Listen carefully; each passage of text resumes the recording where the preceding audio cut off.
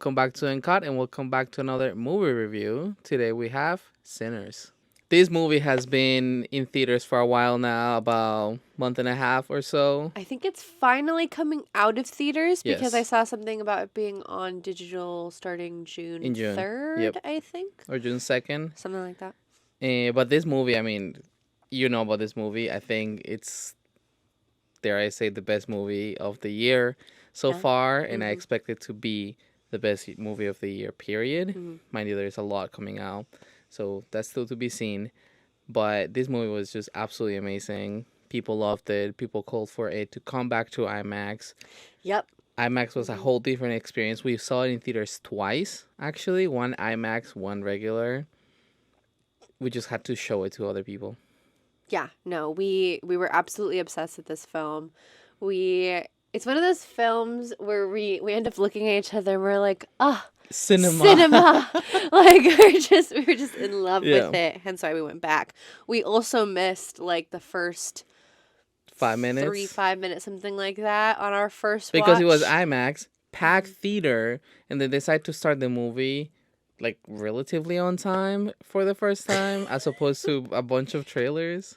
I mean, mind you, again, I don't know if everybody in the audience here like goes to the movie theater a lot, but usually you can guarantee like another like a 15-20 minute buffer from the time on your movie ticket to when the movie starts.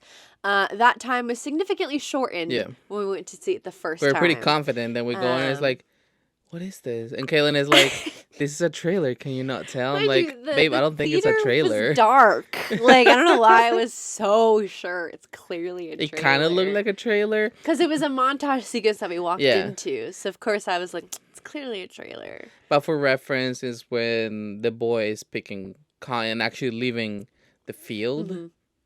That's when we came into the theater. Yeah, to go to see his dad at church. Mm-hmm. So, yeah. Let me give you some background info, like basics. So this movie was directed by Ryan Coogler, which also directed Black Panther, Creed.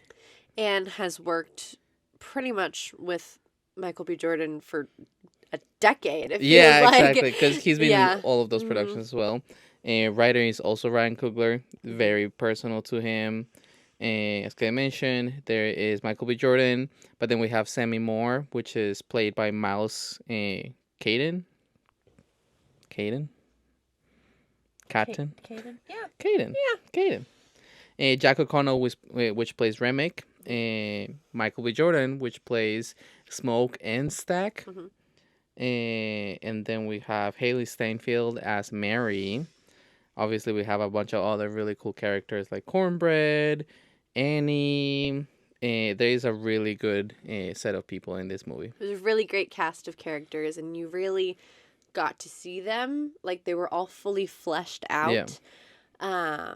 So, yeah, let's just quickly go over what the movie is about. Mm-hmm. Obviously, we're going to spoil it. We need to talk about everything about this movie. But the main gist of the movie, which I didn't realize watching the trailer, but it is a vampire movie. It is... I knew that. It is a genre horror film, but the trailer doesn't give away the vampires. Somewhat, a little bit, not too much. I felt like it didn't. I don't even know what I thought was happening with the trailer, but it looked interesting nonetheless. But they really didn't give away a whole lot in the trailer, which was very smart, because you were left really surprised and happy by the final product. But it is a vampire film. It is technically a horror film, although some people have said that it's only really scary at the very end. Yeah, it becomes horror like in the second half. Yeah, but the main gist of the film, we have these two twins, Smoke, Stack, and they're coming back to town because they are going to open up a club. They come from the big city. They kind of went out there. But they're coming back to their hometown and opening up their own club. It's implied they work for Al Capone. Yes, and this is the 30s in Mississippi. Mm-hmm. Yeah, 30s Mississippi. So we have pretty strong racial segregation in that area. You see the Klan has a feature in the film. A lot of other racial tension that plays a big part of the film as well. But like I said, this is vampires, and our main vampire is Irish, which I thought was pretty cool. Remick, yep. But yeah, so they're opening up this club at the same time that a vampire comes to town and wants to have the crew join him in his vampiredom. But our main character is played by Miles Caton, who's just Sammy, and he wants to be a singer with his guitar. Musician, yeah. And that is kind of what brings upon a lot of what ends up happening as the vampire grows interested in him specifically. So the movie actually starts with a little tale of how some music and musicians are so powerful that make you feel many different things and can bring upon the devil. And so it said that they're so powerful that they can call upon the people of the past and of the future, so that which they're is something also that we play there with in the moment. In the movie, if you know the scene, but we'll get to that. Yes. So that's how we open up the movie. And music really is. It's not like a musical, but it is the driving force for these characters and what ends up happening. And it's very important that this guy is so in love with music because as soon as we open the movie, we see his dad, which is the pastor in the church, saying, "Stop playing, come here to church. If you keep playing, the devil's going to follow you." Lo and behold, that is kind of what happens afterwards, as Remick tells us. You're the one that I heard from outside. I'm here for you. Right. And he's really like, I'm literally here just for you. Yeah. Yeah. And I thought, obviously, because we missed the first chunk of the movie, we didn't see that and how that all connected. But it is really cool lore that we haven't really heard much of. Yeah, mind you, before. they repeat that tale. I think in the middle when the magical scene happens. Exactly, which again we'll touch on in a sec. What I do want to mention too is that the vampires, it's not like Twilight. No, it is they don't more shine. Traditional Dracula, can only come out at night, stab in the heart with a wooden stake. But there's still so much uniqueness in these vampires, specifically in the fact that they dance. And that they're pretty happy. They're very happy people. They play music, they sing. Yeah, there's many funny moments where you just cut over to the vampires, just having fun and have a bonfire of sorts. But I think I want to touch on the introduction to the vampires, which is another really powerful scene in my eyes. Yeah. We see this house in the middle of nowhere that comes from a different scene, and it's kind of like a match cut almost, or a contrast cut or whatever. And this guy just jumps into frame and falls to the ground and stumbles into the house. And he's burnt. He's actively in pain, saying, "Let me in. These people want to kill me. Do you mind if I come in?" Right. They're like, "All right, come in, whatever." We find out these people are white supremacists. Yeah. And then he's let in. Then afterwards, Native Americans come, which I thought was really cool because they came and they knew exactly what was going on. Yep. And they left before sundown because they didn't want any trouble with the vampire. It honestly, it feels so perfect that they were the first ones to pick up on the fact that there is this supernatural entity that is in the land, because they are so much more in tune with it and believe it. They don't have this ideology. They're like, oh no, that stuff doesn't exist. Yeah. No, they genuinely believe it. They can pick up when something's really wrong. And so I love how when they realize oh, they let the vampire into their home. Oh, look at the time. I guess we have to leave. And they're one of the only people that get out completely unscathed by the vampire at the end. Yeah, because then the family lets them in, are the first ones to go. Yep. And then we cut back to just the twins setting up their juke joint. and I'm actually having a good time. Yeah. A blast of a time. Like, Mhm. a lot of the movie happens before we even get to the action. Yeah, it was what, like 30, 40 minutes, maybe even more More than an maybe hour. like an hour, I guess. Yeah, because you have all that buildup of them getting Getting everybody the to people agree to together. come to the club, or getting employees to come to and work at the club. And then the actual club, we're there for quite a bit We're of there the for quite a night bit. Like, before the vampires the come scene knocking. happens before any action Hmm. happens. I guess we can talk about the scene now.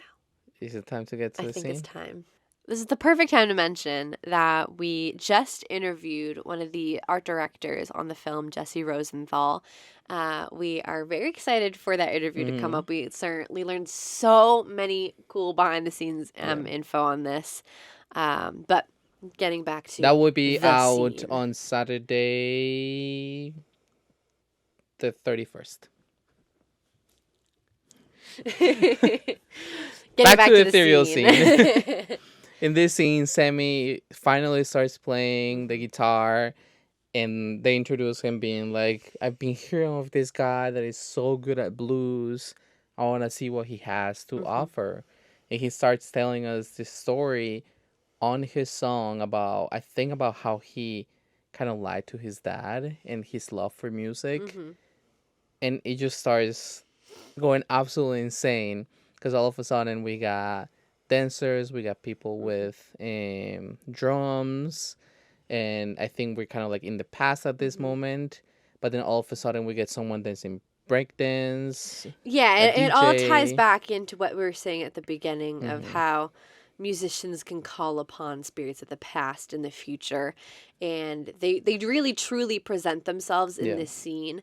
Something that we did already kind of know, but I'll mention this because we talked about it in the interview as well, is how this all felt like just one long continuous take. And so because of that, people had to enter into the scene at a very specific time. Yeah. Set pieces had to move like in or like hide in the back so that they can go in at a different time. Yeah. So yeah, there was such like a beautiful cacophony of music from Such a big all choreography. ages. So much choreography. And despite it all being different with like the drums, the like the blues guitar, the DJ ballerinas, And also like um, there were two Asian actors in this specific juke joint at this time that were on a separate room. He was playing cards, I think, at this time. We go into the room in this same sequence, and we have some Asian representation from the past in that room as well, dancing like as right well. behind him. And then we move away from him. There is no more that Yeah. because he's exactly there. And it built it, like the music truly builds Yeah. up so much that you like feel it in your chest. And I think especially when we were watching it in IMAX, I definitely felt it because of you know obviously like how loud it is. But it was just it built up so much, and you just were overwhelmed by it. And Sammy's voice was like the thing that tied it all together. Yeah. I have it saved on my Spotify playlist. I listen to it quite a bit because it's just so beautiful. It's definitely one of my favorites. And he better win like best song or something like that. I don't know. Yeah, it was so well done. I've heard no one say anything bad about it. Yeah, like not at that all. scene just has stuck out so much. Yeah. And then at the end of the scene, the juke joint starts burning down, and it's so amazing. And you think that when the fire catches, the scene is ending because the music kind of quiets down. But it's actually because we're leaving the juke joint, and you start pulling away from it, and you see it's all burned down to the ground. Not really, but like metaphorically. It could be, but then you see that no one's reacting to it. Everyone's just still vibing. Yeah. And you see that everyone is still the same as if the juke joint was fine. Even like cornbread at the door, just sitting there when there is no wall. It was just such a magical scene. Yeah. And if you want to know some details about that scene, make sure you look at our interview next week. Definitely. Because we have some info on that as well. I mean, there is that phrase, like, you burn the house down. Yeah. Like, that legitimately is what it felt like, definitely. And as you pull out from the burning juke joint, you finally see the three vampires coming to the scene, hearing this magical moment that was so important for Sammy's character, but also it's what brought it all down. Yeah. That moment is the catalyst for the horror that ends up taking place at the end of the film. I also want to talk about the fact that Michael B. Jordan played two characters that were so well defined. I know. That there's going to be thousands of people, younger people mostly, that will think that there's two Michael B. It's like the Parent Trap all over two again. Michael B. Jordans, where you just think that Lindsay Lohan definitely has a sister. Yeah, there were definitely two of them. There definitely I two of swear. them. It is the same thing, and it goes more than just their hats. I did laugh a little when I saw it. Yeah, they're two entirely different hats that they wear and color schemes. Yeah, but seriously, they were different people. Like it's insane to a point that one of them felt like the older brother, like older brother. Yeah, but they're twins. Like, Smoke felt like the older brother. I know. Down to the earth. He had this seriousness. Like, you could see almost that, like, his back was, like, always straight. His jaw was, like... I don't know how to explain this. It was just, like... He wasn't smiling. He was, like, serious. Stack was the lousy one. Stack was the one that was going off laughing. Yeah. Seemed to be the more carefree And then brother. also the thing about... I think it was Smoke that...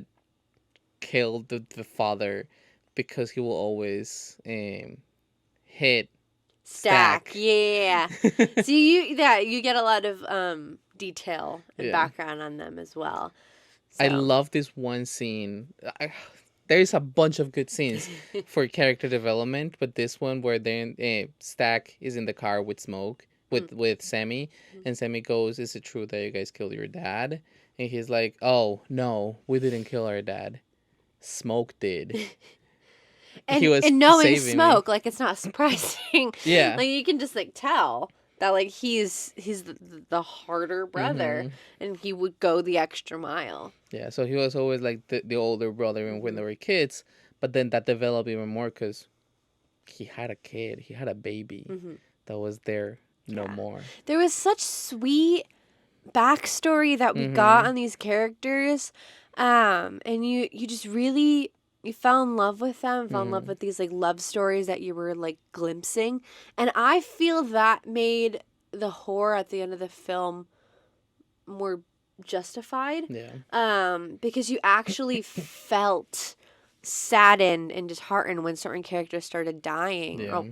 AKA going and becoming a vampire, or actually dying, because a few of them did actually die. Like, I was very sad because we had been in this whole journey with the twins. I actually felt something when Stack died. Yeah. Well, died. Dying. And then at the end, it was just, you thought everything was calm, but it's just this feeling of, like, they're never gonna leave you alone. And then Smoke dies. Yeah. So I honestly, like, I was left with, like, this feeling of, like, I just got to know these people, and they're still so young, and felt like they were at the cusp of something great. To then have it all taken down by someone that felt like they would somehow fit with him better than how they were living. Like, that was so heartbreaking. And I did see some people saying that it was kind of like almost like a metaphor for assimilation, and how it can take you away from what was already so special about your moment, and like the danger of falling into that and, like, kind of losing that bit of yourself. But then there was also just a lot of peace actually seeing him go to his kid. It was beautiful at the end. And then I want to point out, it's, like, kind of mentioned, but you really ignore it. Slim started making money with his music. and this is the story that he's telling us in the car after he sees the other guys being enslaved.